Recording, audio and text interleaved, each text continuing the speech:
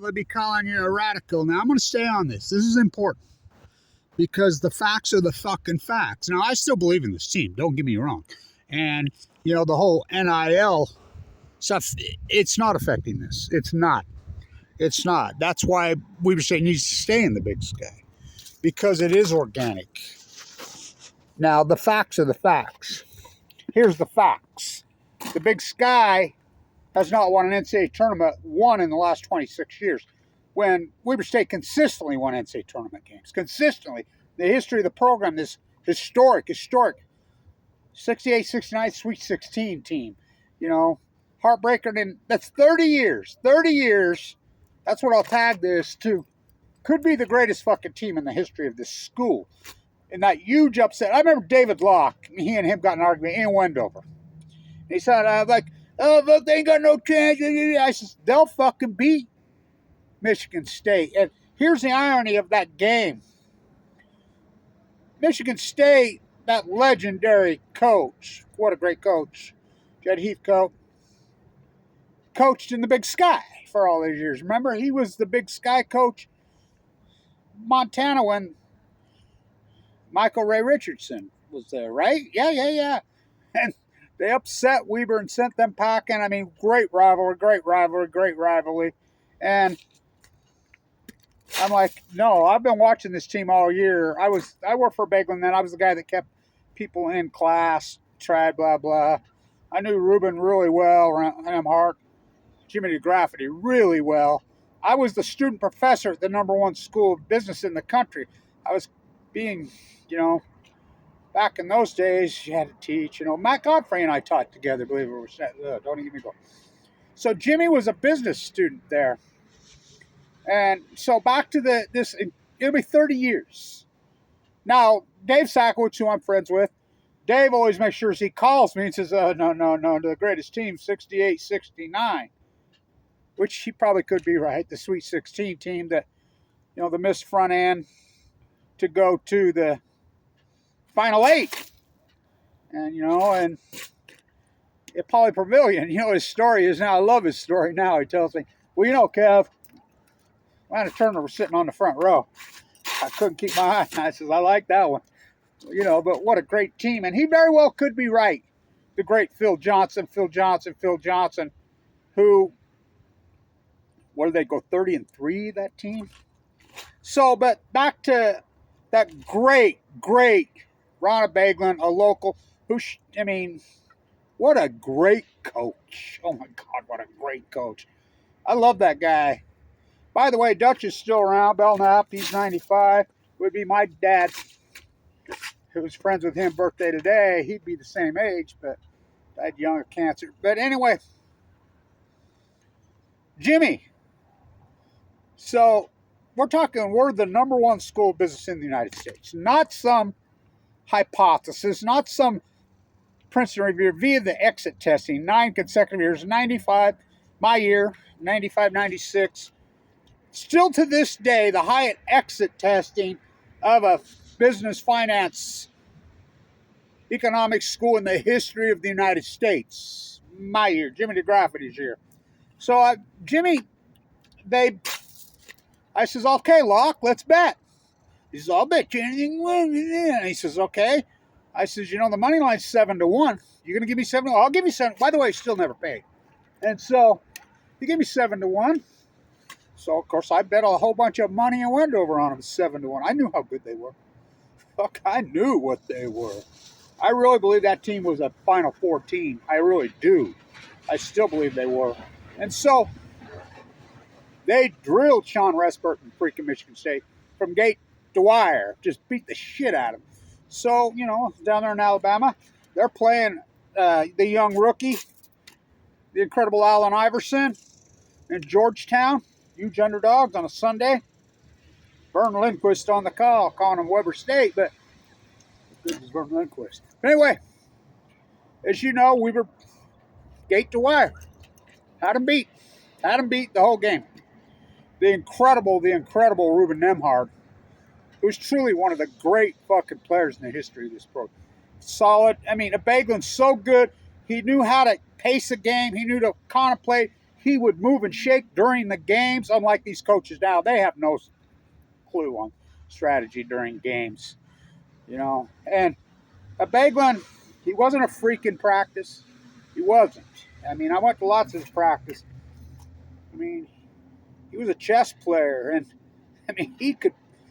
I remember when they would get in trouble, whatever, he would spread the court, Will Nembhard down on the block, and post Nembhard when they'd go man. Unfucking stoppable. Absolutely unstoppable. They drilled people. Nembhard was that good. He got the 10-day con. What the Jazz did to him is outrageous. But anyway, Jimmy came back after that. I'm the liaison at the program there. And Clyde Cooley didn't let anybody fucking slay. We're talking the number one school of business in the country. And we had one of the hardest tests on the fucking history of this campus coming up. It was that time of year. And so I talked to Jimmy, and I'm like, hey, you know, Clyde doesn't let anybody slay. Nobody in this school, Dr. Hanley, none of them let anybody, Dr. Chi, none of them let nobody slide. I don't give a shit if you're out there. You know, the game was Friday, Sunday. You know, the test is on fucking Monday. I'm like, he'll let you take it a little later in the testing center, because back then he would do it in class, you know, and he said, no, I'm ready. I said, you ready? When did you study? And he looked right at me and he says, I studied on Saturday. Okay. Class high. He's a genius. The dude's a genius. Well, everybody that went to that school in those days was a genius. So many of these players from that. That's what kills me. The 1990s, the number one school business in the country, a lot of them were student athletes. And the student basketball players, a lot of them, they're extremely successful all over the country, all over the world. And I know, because I've talked to a lot of them, they'd love to take a job here in the athletic department. They'd love to come back to their, why would you hire within? Which I do not understand. I do not understand this philosophy around here. The brilliant people in that program, we're talking finance and economics, the number one school in the country, in the United, and not some opinion, beating Wharton. We were beating Wharton when King Musk was there. You know, they're under investigation by the FBI for selling state secrets to China now, and he's still on the payroll. Oh, blackball me, whatever. I got cancer, ended up stuck here. I'm connected to that hospital literally at the hip. AML leukemia, I had that open heart surgery. It'll be 2 years ago to right now that I got my pacemaker, lost my teeth. I was given 2 months to live in 2011, or I'd be, I'm doing my thing like the rest of them are. So this great, great team. So gate to wire, they're drilling. They're outplaying him. They're just beat Georgetown. And Georgetown will tell you that. Iverson got so shut down in that game, I think he had 4 points. And what happened at the end of the game, Weaver's got the lead, Of course, going to foul. And they foul Rubin. And he rims out the 1-and-1. There's hardly any time left. It's very similar to the Hail Mary game in the NCAA Championship in '83 with Valvano. Thurl Bailey was on that team. Allen Iverson latches about a half quarter that misses the rim by this far. It's an air ball, not even close, and just one of those flukes. If it hits the rim, Weaver wins. If it guy grabs it, puts it back. And Weaver go. I really believe that team was a Final Four team. Bagelin was that good. He was really that good. It's 30 years ago. And of course, we go to the 99 team with the incredible Harold Arsenault of the show. Oh, fuck. And the unbelievable Eddie Gill. Lawson, all those guys. What a Jensen. I was at that game, and Judge Jensen, I sat with him. I was at those games, and, his other sons playing for the University of Utah, who, they just went to the national championship game, but he was up there, and they won that game in '99 against North Carolina, which, again, they were 7-1. I bet a whole bunch of money. Then they played Florida in the next game, and they had the game won. It was a rimmed-out free throw that put it into overtime, and remember Dupay made that one from the rafters? God, what a fluky-ass lucky shot. Hansel and Miller were both on that team. How long Buck Hansel played for about 100 years in the NBA. I mean, I really think that could have been a Final Four team. And how good was Eddie Gill? Oh, fuck, he still is. And so, my point is this, because Dillon Jones ran his fucking mouth on the fan site. He doesn't know what the fuck he's talking about. You know, and granted, I mean, I love Dillon. I've known Dillon from day one. I've supported him incredibly. He's one of the truly greatest basketball players in the history of the school, bar none.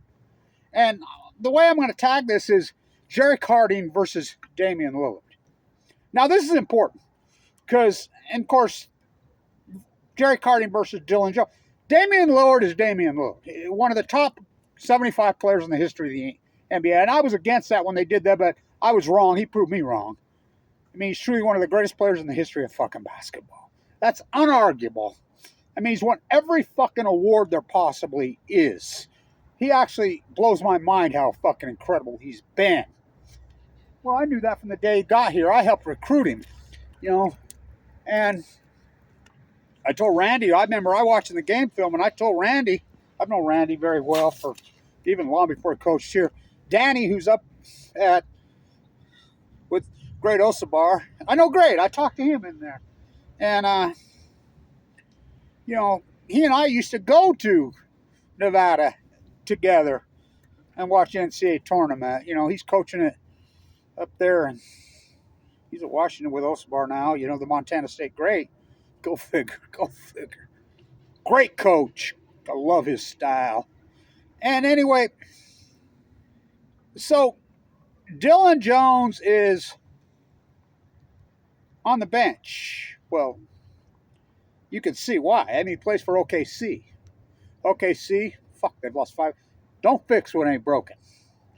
Now, you don't want to rock that boat. Just keep on winning. It's kind of like the Jazz trading Donovan Mitchell. Just, by the way, Sam Merrill's on that team. Sam Merrill grew up in the shadows of the fucking big dumb drum, the Utah Jazz. He grew up in Bountiful, Utah.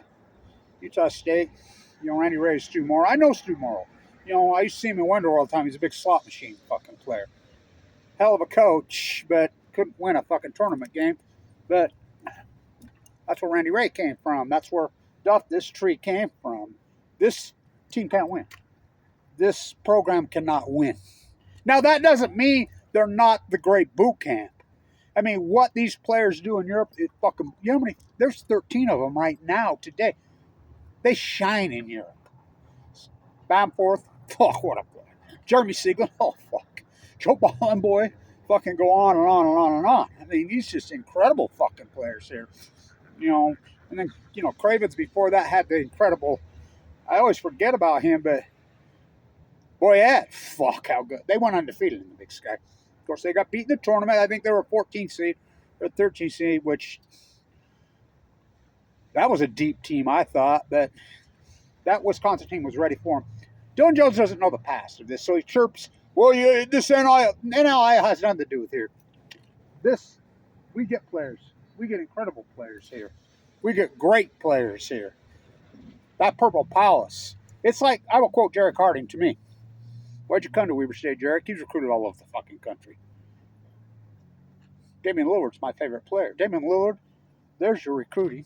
Jerrick Harding, of course now Dillon Jones. But Dillon Jones sits on the bench. Dillon Jones making a lot of money. I think he got $5.3 million a year. First rounder. By the way, nobody's paid me, and I knew that. I'm the guy that said he was a first rounder. And he's going to be an NBA superstar. There's no doubt in my mind. He's going to get his chance in that great OKC team. And I talked to Sam.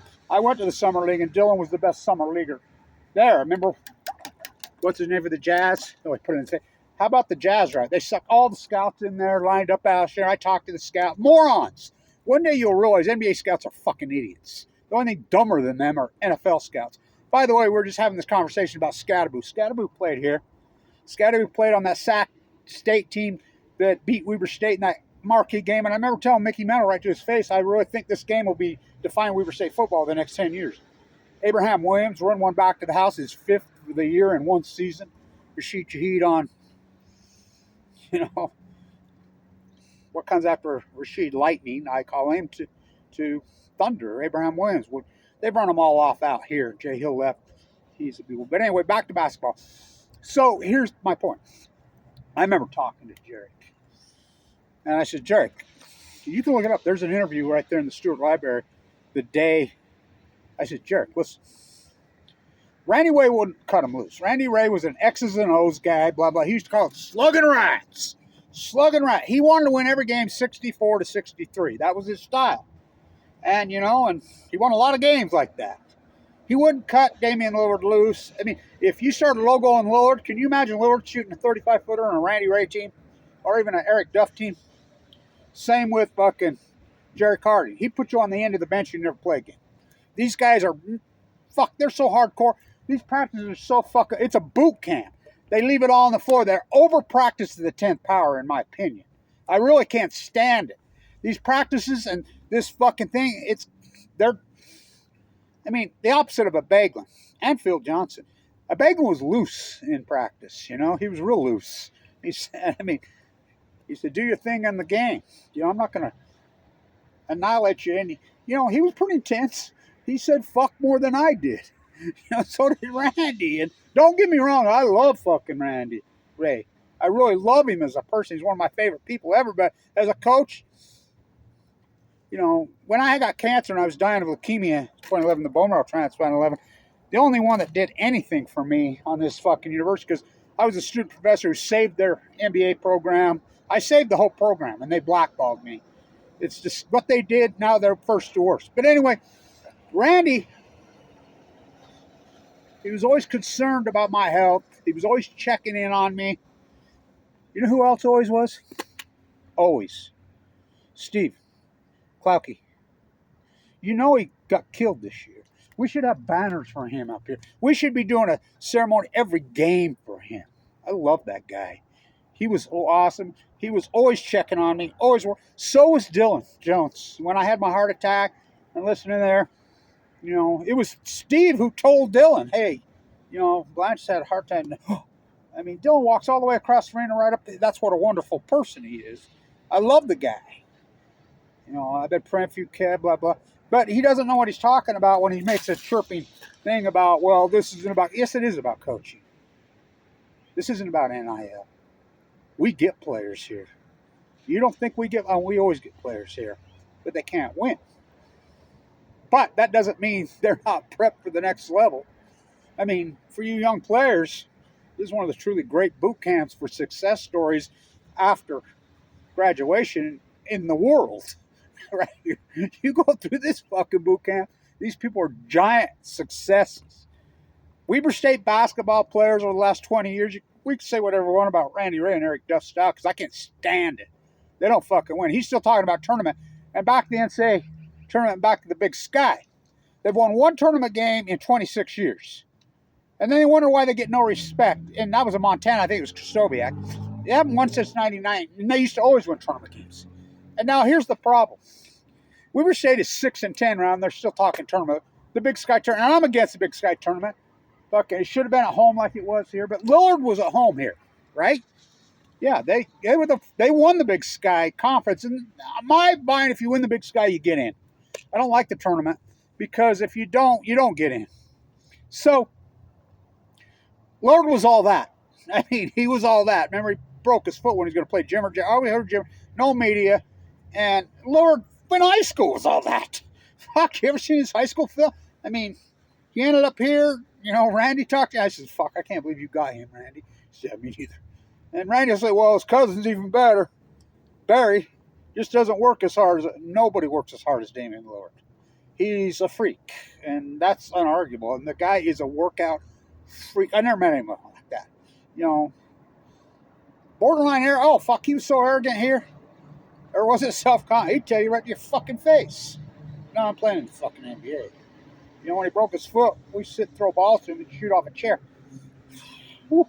Intense? Oh, fuck. You ain't seen intense.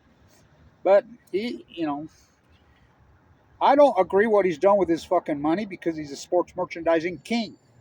His contract, his sports merchandising is gigantic. Always has been.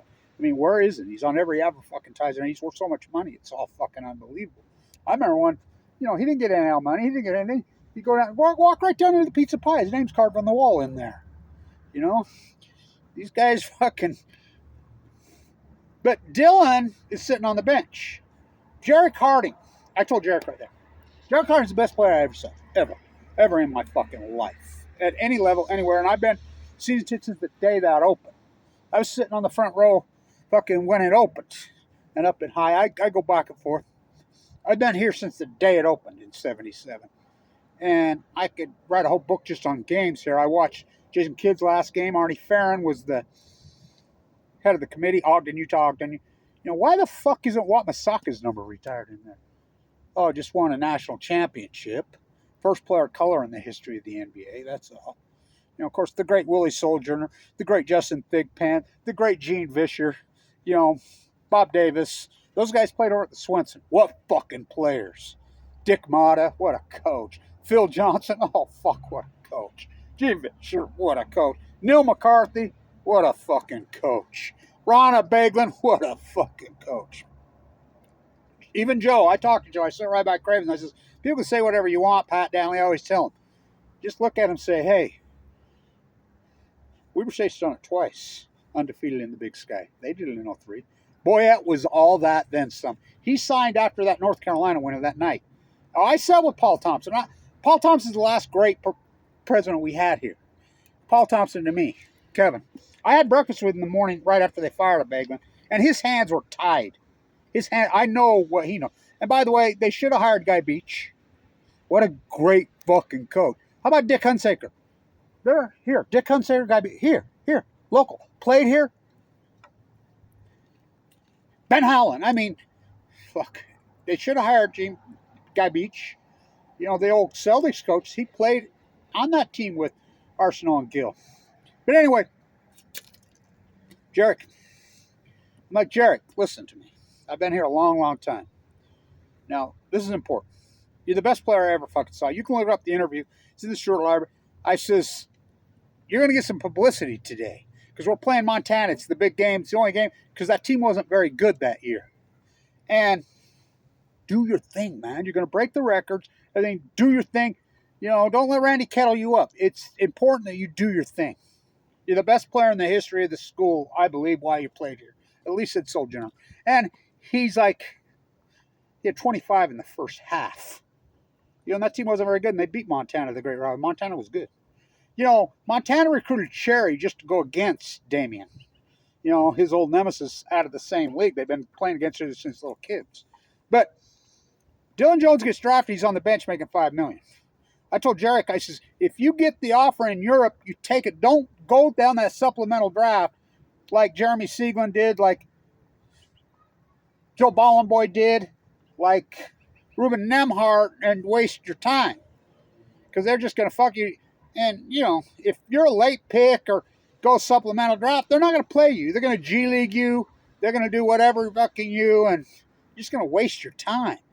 You want to play. And he says, oh, yeah. And I says, you get the offer in Europe. He says, oh, yeah, I've already got that made up. Now, COVID come along, and he had to work his way, and he went to that lesser level Czech team. He's the best player in all of Europe. He wears the headband now. I got to get me a white headband. And he's the best player in all of Europe.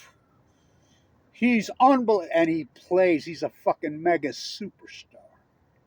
A mega superstar over there. He's playing in the Pyrenees Mountains on the French freaking Spanish border in the rich city. You think he's having a high quality of life? You know, and granted, Dillon, he'll be a super, but he's sitting on the fucking bench. You know, what's the matter? You make 10 million, 20 million, 100 million, or you make 2 million. What's the difference? Nothing. I mean, you want to play, so for you, that's why I'm doing this video for you young players. Dillon Jones doesn't know anything about the history of this fucking path. I mean, he's a smart guy. He's a 4.0. And don't get me wrong, but he had no clue that Lillard never played in the NCAA tournament until I told him. And I love Dillon. He's one of my favorite people everywhere. But when he talks, then he doesn't know what he's talking about. This has nothing to do with NIL. 0.0. We get players. And we get 4-year players here. By the way, there's always people around here because this is where everybody learns how to drive the most underutilized building in the world. Well, second, the Ogden Stadium that us taxpayers pay for. That one gets used 6 days a year. So that is a good place to learn to drive. So to you players this year, now this is important.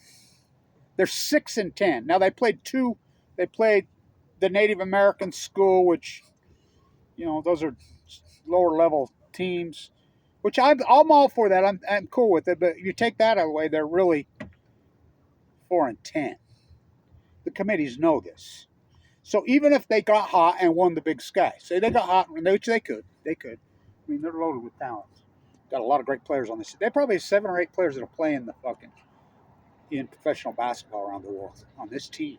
No, the big guy Booch and 2 will both play professionally. So, and Sol Dyson Cole, he'll play professionally. He's 6'7", the way he shoots, and his scars and his path, and just the fact that he's playing.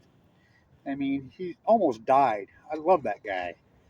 So they're fantastic. And this Henning kid that plays for him, he's fucking outstanding. He's an 18-year-old freshman in a couple years. But they don't win here, and say they did get hot and win the tournament. They're going to get 16th seed. They're going to get the play-in game, just like they did last year. It's important you win these earlier games. With Lillard here, they had the bracket buster. I was full of cancer. I was in the bone marrow transplant center. But I got to come out in 2012. I could barely walk. I was with my nurse. I sat with Eddie Tillman, the great Eddie Tillman. They won the bracket buster. I think they were going to get a 10 or 11 seed that year. That was the committee was said they were that good. Everybody knew what Lillard was. Well, fuck, we all knew here from day one what Lillard was. I remember being in Wendover and the guys go, we're betting Jazz. I said, betting the Jazz. This is when Lillard's a freshman or sophomore. I was like, bet Lillard. He's going to play in the NBA, fuck boy. He broke his foot, I think, in that game, the Tulsa game. And so, but the bottom line is this. The NBA is overrated as fuck. It's a sports merchant. Even Michael Jordan's agreed with me now. Michael Jordan came out and made a statement just a couple days ago and says the way they don't market athletes anymore. They market the merchandise. Well, that's what it is. And Lillard's the king of that. Lillard's, he's close to a billionaire, fucking. And don't get me wrong, Damian Lillard is all that. What award hasn't he won? Learning to drive ain't easy. And so, he's won every individual award there's possible is to fucking win. He's, first ballot fucking Hall of Fame. But, maybe he'll get an NBA title this year, but, that's like the Jazz. I'm talking to the scouts here and the fucking Jazz. Those are fucking losers. I'm like, why don't you take Dillon first round so we can come watch you? Oh, he going late sciences. I bet both Jazz scouts and they owe me. They ain't gonna pay me. They're fucking morons. And it wasn't a scout who went after Dillon Jones. It was Sam, who's really the great GM in the country. Look what that young team does. How good are... So it's like the Jazz. Do you think the great owner, Larry Miller, this owner they have is horrid? Want to tear down a Bravo Hall? Fucking sicko. Do you think Larry Miller would have ever traded John Stockton or Karl Malone? We'll go, Donovan Mitchell ain't John Stockton. Are you sure about that? Are you sure? He's a 13th round pick. I watched Stockton playing now. They were in the Big Sky. And we were drilled in Gonzaga. But he was fantastic. How good was Scott and Frank Clayton? Oh, fuck, they were good. What a great product. Fucking loved it. I gave up my season tickets in the early 2000s when they went to the beer police. Fucking come up there and ID. I bought my girlfriend a fucking beer and she was 35 years old. And they says, Rachel and we seen you buy her, hand her a beer. I said, what are you talking about? She left her purse in the car. The car's parked fucking 6 blocks away. And they fucking threw a fit. I had to walk all the way back out of the car and did it. She's 35 fucking years old, you fucking pricks. Back when Battistone used to send us fucking beers. They suck. They traded Donovan Mitchell, who's the best player in it. Well, they traded Gobert. Who's the worst team in the conference? The fucking Jazz. They suck. So, Dillon Jones sitting on the bench, Jerrick Harding playing. They're the 2 best players ever played here. Now, Dillon might get a ring. He might, but I think he'd want to be playing. Now, he'll get his chance. But I'm just telling all you young players, don't get caught up in the fucking NBA dream. Because, I don't know. Lillard was asked, going to a school like Weber State, did you think you ever had a chance to play in the fucking NBA? He says, I was naive. But there's been other players here playing the NBA. There's been a lot of great players, but Sojourner in Italy, I think the arena is named after him. He got a ring with Dr. J and ABA. the Squires, they roomed together. He's the one that named Dr. JJ, with the great Willie Silver. What a fucking player. And, all these great. Dillon doesn't know this path. This isn't about NIL. We get players. We get great players. Me and Randy Ray got in a big old argument after that fucking last tournament loss they had Xavier. We got in a big fight, he and I. I'm like, what the fuck, Randy? It's the same old thing in the tournament. You guys are just fucking. You give up come March fast. No, we don't. We don't get the players like when you were for Bagley. You don't get the players like this. I said, you're full of shit. You mean you don't get players like Damian Lillard? Now, granted, Damian Lillard was ahead by 22 points in the Big Sky Championship game in that building. Anthony Johnson had the freak of all freak games. He never missed a field goal free throw in the second half. It's the greatest performance in the history of school. They were up by 22 in the second half, and he come back. It was Anthony Johnson. And Damian Lillard, the leading free throw shooter in the fucking country, and I'm yelling, keep the ball in Lillard's hands, keep the ball in it. As soon as he pass it, they foul. And they're missing. Anthony Johnson couldn't miss. Double team, triple team, couldn't miss. He was asked later, you never did that before, you never did that after, and he says, I had an out-of-body experience. He died last year of a stroke at his little girl's birthday party. Sad that we should be doing, the Big Sky should be doing something. It's the greatest performance in the history of the Big Sky in that championship. Then the next year, they'd go to Montana. They both had the great teams against Cherry. You could see Lillard started to logo Lillard late in the second half when the game was over. But his stock started to rise, and boom, boom, boom, boom, quickly, and he's the mega superstar that he is, and he's a god around here, by the way. Rightfully so. People fucking love him, man. Well, they love Dillon too. Jerrick Harding doesn't get his fucking publicity here that he deserves. Jerrick Harding's the best player I've played. Jerrick Harding, what he's doing in Europe, 62% from the field, he's a fucking god. The shots he makes, just like he did here, he's the best fucking player in the history of that building. Him and Dillon. But he plays, Dillon don't. So it's not NL. This is the Big Sky. That's why they need to stay in the Big Sky. The Big Sky is really a great organic, but this coaching philosophy here, it's Randy, Ray, Duff. It's been 19 years. They don't win. They don't advertise. Fuck, the bus drop you off right here from downtown Auburn.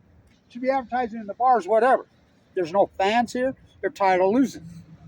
We love to watch the great players, but we want to fucking win. This is Weber State. We go to the NCAA tournament, we win fucking games. I mean, this is a powerhouse fucking program. And it's not about, again, the proof's in the pudding.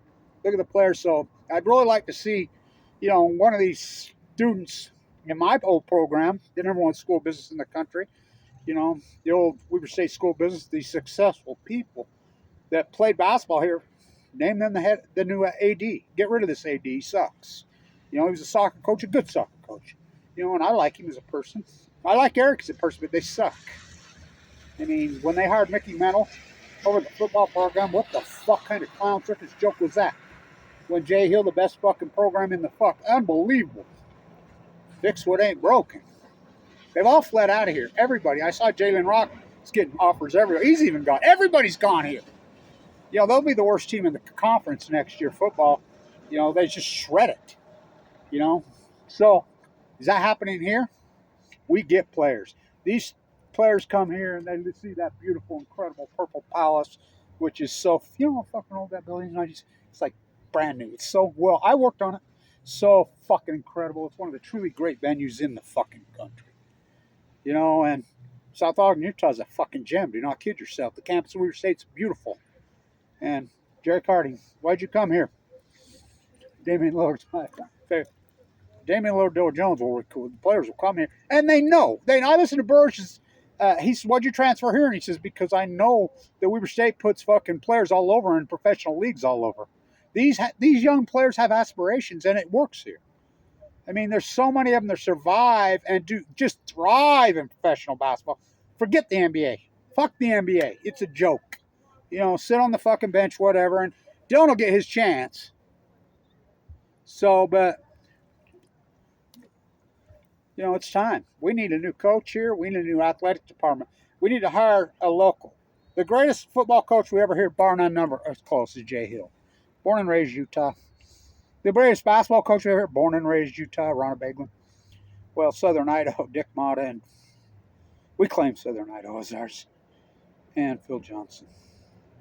I don't know what their fascination with these Midwest fucking guys are, but that really don't win. And This is not a personality thing. I mean, like I said, I loved Randy Ray. What a fantastic person, and I like Eric a lot. But I don't like the coaching style, and it's been proven it doesn't work. The Big Sky hasn't won a fucking tournament. Well, Weaver State hasn't won. They haven't been in the tournament what 8, 9 years, you know. And they're 6-10 now. Even if they get the tournament, they're gonna get the playing game. You're gonna play the 1 seed if you win the playoff game. You need to win these games early. You know, you got to be ready, and they play tough, but they lose. So I'm gonna put it up because these players don't know the history. They don't, so they shouldn't be chirping in on it. We need new coaches. We need an athletic department. It's that fucking simple. And the proof's in that. I've been here for fucking ever. A lot of fans have been. And they're all know. Nobody goes to these games. I sit on the fucking front row. The whole row, those people have held those tickets for 35, 40 fucking years. They've given them up. Nobody goes. I guess the economics don't matter either. But we get players. And congratulations to the great, great fucking Jerrick Harding. What a career he's having. Well, Bamforth, how fucking good is he over there? Sieglin. You know, even fucking players that fucking set the bench here tearing it up in Europe, you know. It's a boot camp. So, you know, do you want to be rich and sit on the bench? You know, and they're rich anyway. Or you want to play. Ignore the NBA, I'm telling you. Ignore them. I mean, basketball is spreading all over the world epically. There the players are right there. They're getting off the bus right now, coming from Northern. That heartbreaking loss. They have great players. That's them. They're getting off the bus right now. Huh. Forget the fucking NBA. It's so fucking overrated. By the way, how do you like the Jazz passing on Sam Merrill? Well, they trade fucking... I remember when they used to play preseason games in this building. I watched Jimmy Valvano cut down the nets in this building. We don't get those games anymore. Rain ain't big enough. And then you got Utah State, and Utah State and BYU won't play here anymore. I mean, that was by law that all 4 teams had to play each other. Don't do that no more. So there they are right there getting off the bus. So hang in there. And, well, there's no doubt in my mind, at least 7 or 8 of these players will play professional basketball. You know, but get your mind off the fucking NBA. Globally, basketball is fucking going crazy, and there's so many opportunities for these guys. And Weaver State has the resume, but it's time for a new athletic department. This one sucks. And so is this coaching fucking style. Stay tuned. Learning to fucking fly. Learning to drive. Stay tuned.